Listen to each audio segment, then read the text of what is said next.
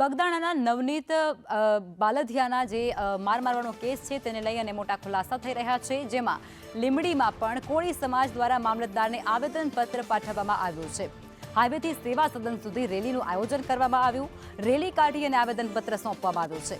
રેલીમાં કોળી સમાજના આગેવાનો મોટી સંખ્યામાં ઉપસ્થિત હતા, જેમાં મુખ્ય આરોપીનું નામ એફઆઈઆરની અંદર ઉમેરવામાં આવે તે પ્રકારની માંગ અત્યારે કોળી સમાજ દ્વારા કરાઈ રહી છે।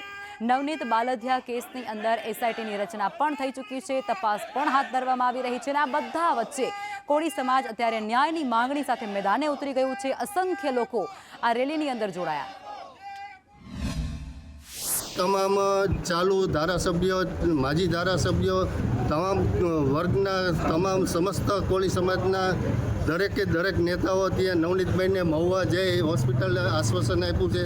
નવનીતભાઈની સાથે અમો સમસ્ત સમાજ એમની સાથે છીએ અને એમને નવનીતભાઈને જે અન્યાય થયો છે એ અન્યાય માટે અમે ન્યાયની માગણી કરી છે। એના માટેનો પડઘો ગુજરાત ગવર્મેન્ટમાં પણ પડ્યો છે।